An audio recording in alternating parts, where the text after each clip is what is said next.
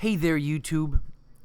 In part one of our kind of short video seriesness, we talked about how you initialize a disk in MBR and kind of what it does on the byte level. Now, if you haven't seen that video, I recommend that you do. I'll put a link, kind of down in the description. But here we took a screenshot of kind of what it looked like at the byte level. And again, you can see all this and all this data and so on and so forth. But what we can do is we can change it to GPT, which brings us to part two. What happens when you either convert or initialize a disk in GPT? And what does it look like on the byte level? Now, be aware that for normally, people will use MBR for drives that are under 2 terabytes because MBR is reliable and much more backwards compatible and again, stuff like that. But it can't do anything bigger than 2 terabytes. So people will then use GPT for anything over 2 terabytes.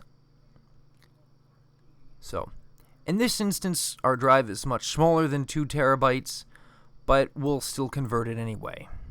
And you can actually see that the size changes ever so slightly. So again, we have 0.88, and then that goes down to 0.87. Now, once again, take a look at it when we had it in our MBR format. Now we're going to go down, and we're going to open up our hex editor. We're going to open up a drive. And this time around, you can see it actually looks quite different. I mean, you don't even need to do much of a comparison.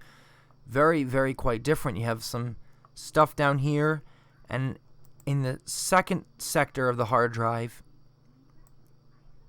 they've set up the UEFI partition, and sometimes you'll hear about UEFI. Again, that's primarily where it comes from.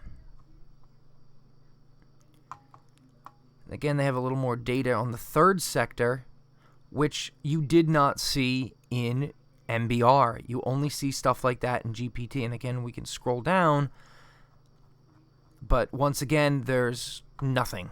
The rest of the disk is completely blank and completely zeroed out. And even if we go to the 2480th sector, or little compartment of the disk, again, it's completely blank because there is no formatting or partition table. So one before and one after, still completely blank. So now, in part 3, we'll actually talk about what happens when you format it, because it will not put the format right here on the beginning of the drive. It'll actually kind of indent it a little bit and put it at that 2048th cluster, or I should say sector in this case, or little component of the drive. So basically, that's kind of a quick overview of the different, kind of a quick look at the byte level of the difference between MBR and GPT, and kind of how to quickly convert or initialize it. And again, if you haven't seen the first video, definitely recommend checking that out. And checking out part 3, because we'll talk about formatting. So, YouTube, thanks for watching.